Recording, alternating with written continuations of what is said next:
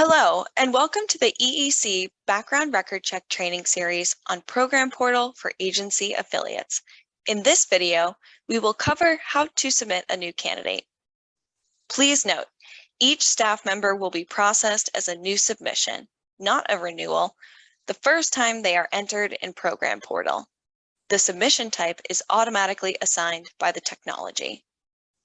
As we transition agency affiliates into Navigator, this means that it is highly unlikely you will encounter a renewal until 2025.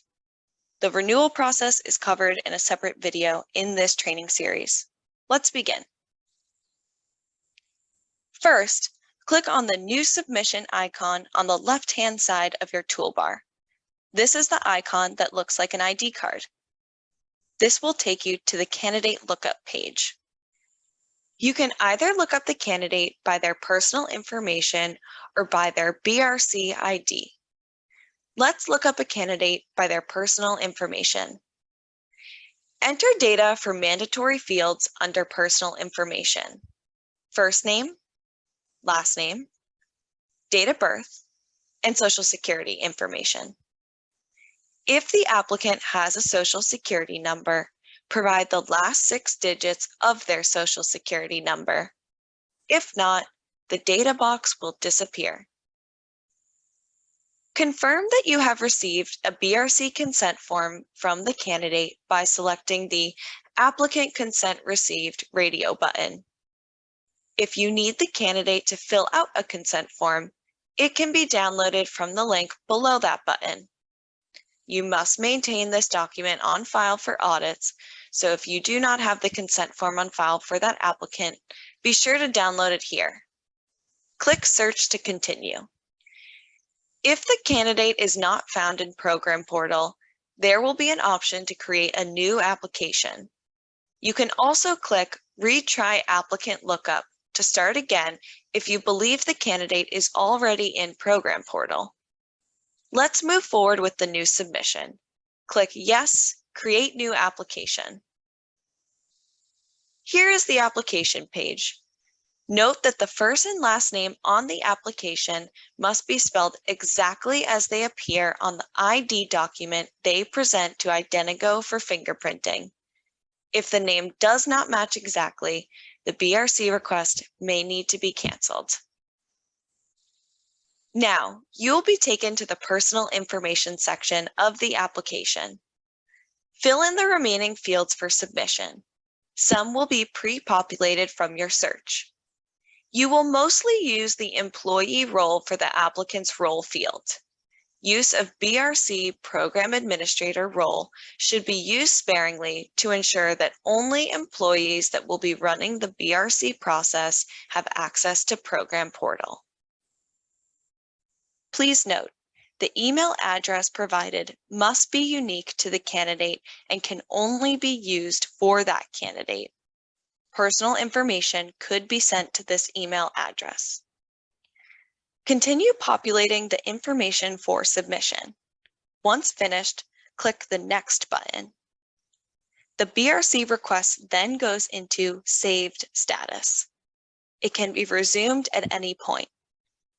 Background record checks are saved after completing the first page. While the submission is in the Save status, it can be deleted at any time by pressing the Delete Submission button in the bottom right-hand corner. In the Address section, enter the applicant's address information. If the mailing address is the same as their residential address, click the checkbox to indicate this. If not, please update accordingly. This is a mandatory field. Please verify whether the individual you are submitting currently lives or has lived out of state at any point in the past 5 years. If the applicant has lived at any address outside of Massachusetts in the past 5 years, other than their current residential address, click the box for Yes and enter additional address information. Click Next to proceed. Now, upload the applicant's identification. Use the drop-down list under Document Type to choose a form of ID. Some forms of ID require a second form of ID, such as the Massachusetts Commission for the Blind ID card. Upload the documents and click Next to proceed. The last step in the submission process is the consent section. Upload the consent form by clicking Browse. Once the file is attached, click the Submit button. Your file will now appear under the Uploaded Document File Name heading. Click Submit Application to finish the process. A dialog box will pop up. Now is a great time to ensure that all information is correct, as it cannot be manually changed after submission.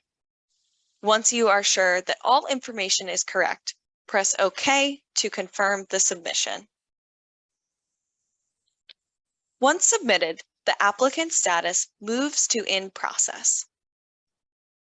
If you would like to check the status of an applicant's fingerprinting process, click on their name.